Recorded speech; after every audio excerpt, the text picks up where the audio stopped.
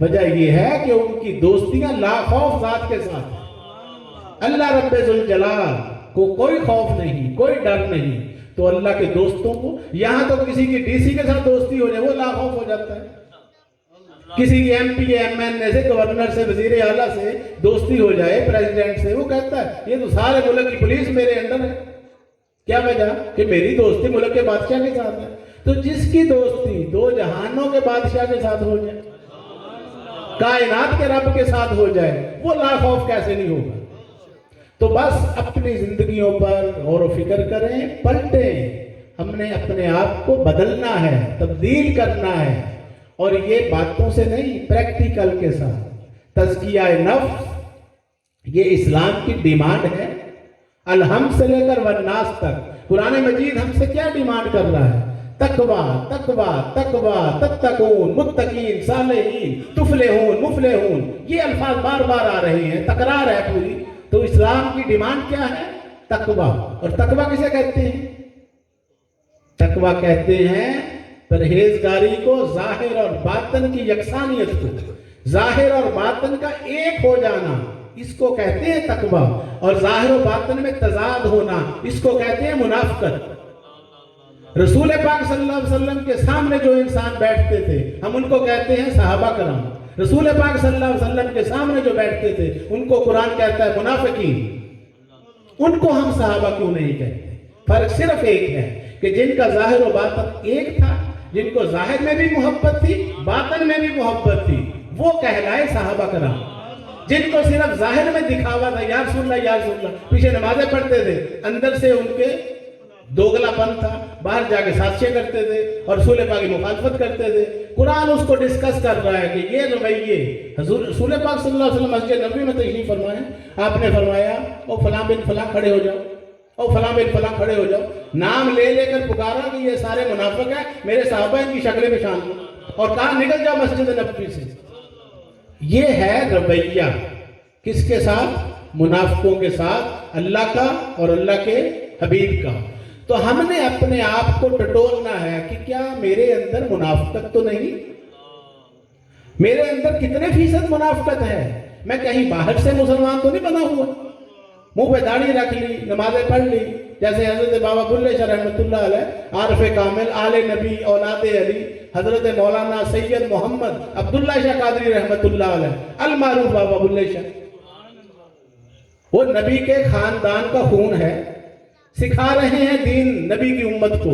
فرماتے ہیں ارکا گٹے مل مل تو میں تیرے منوں نہ گئی پلیتی۔ یہ ہے تصوف۔ تصوف صفائے ظاہر و باطن کا نام ہے، صرف ظاہریت کا نام تصوف نہیں۔ اسلام کا وہ ڈپارٹمنٹ جو اندر کی صفائی کرواتا ہے اسے کہتے ہیں تصوف۔ اور رسول پاک کے زمانے میں صوفیاء کو کیا کہا جاتا تھا؟ صحابہ کرام۔ محدثین صحابہ کرام، مفسرین کیا کہلاتے تھے؟ صحابہ کرام۔ قاری القرآن، حافظ قرآن، ان سب کو کیا کہا جاتا تھا؟ صحابہ کرام۔ یہ کیٹاگرائز بعد میں ہوا، صدیوں بعد میں۔ رسول پاک کے زمانے میں نہ درس نظامی تھا، نہ دینی مدارس تھے، یہ ساری درجہ بندیاں بعد میں ہوئی ہیں۔ اس زمانے میں ہر شعبے پر کام ہوا، جنہوں نے اسلام کے باطنی نظام پر کام کیا وہ کہلائے صحابہ صوفیہ کرام۔ تو یہ صوفیاء کے سلسلے محمد رسول اللہ صلی اللہ علیہ وسلم سے لے کر حضور ملنگی بابا اولیاء تک 1400 سال کی تاریخ ہے، کڑی در کڑی رسول پاک سے جڑے ہوئے ہیں۔ صوفیاء کا پہلا گروہ نبی کریم صلی اللہ علیہ وسلم نے خود تیار کیا اپنی تربیت سے، اور جہاں پر کرتے تھے اسے کہتے ہیں اصحاب صفا کا چبوترا۔ ان اصحاب کو کیا کہتے ہیں؟ اصحاب صفا۔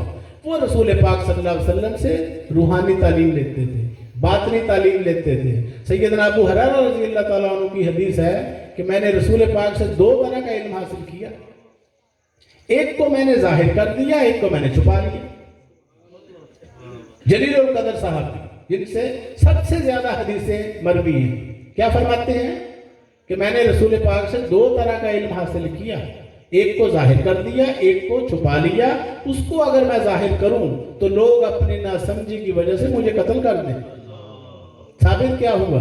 علم 2 طرح کا ہے، ایک علم ظاہر کا اور ایک علم باطن کا۔ مولانا روم رحمۃ اللہ علیہ فرماتے ہیں علم ظاہر ہم چو مسکا، علم باطن ہم چو شیر۔ کہ بوت بے شیر مسکا کہ بوت بے پیر پیر۔ علم ظاہر کیا ہے؟ یہ دودھ ہے، اور علم باطن کیا ہے؟ یہ مکھن اور دیسی گھی ہے۔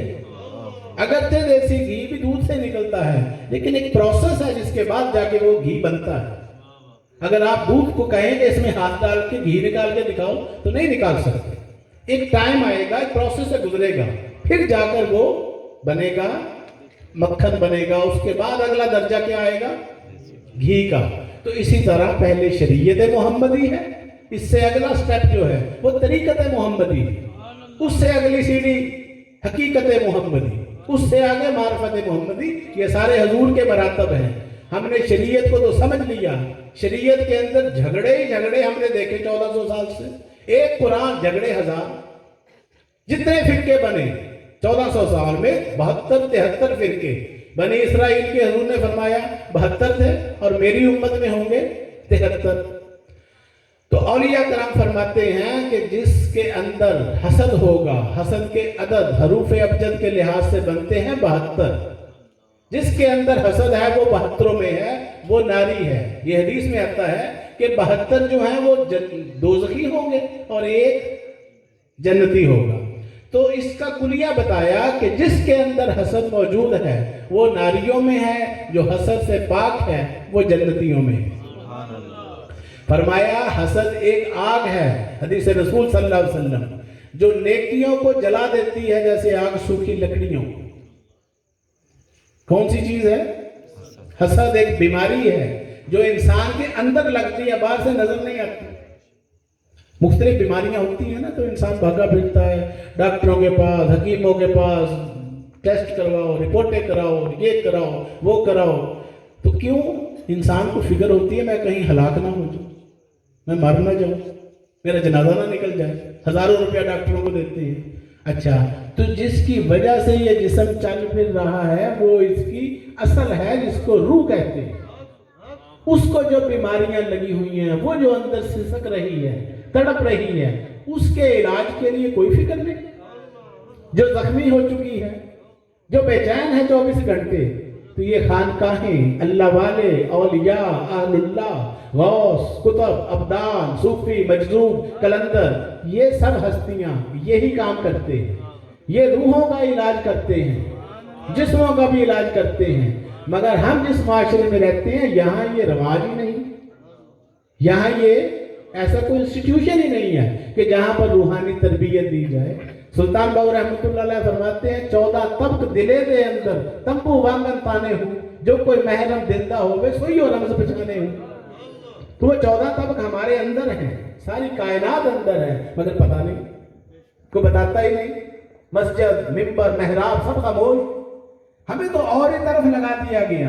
اور پھر گلا یہ ہے، جیسے علامہ اقبال نے گلا تو گھونٹ دیا اہل مدرسہ نے تیرا، کہاں سے آئے صدا لا الہ الا اللہ، خودی کا سر نہاں لا الہ الا اللہ، خودی ہے تیغ فضا لا الہ الا اللہ۔ یہ دور اپنے براہیم کی تلاش میں ہے۔ یہ دور کس کی تلاش میں ہے؟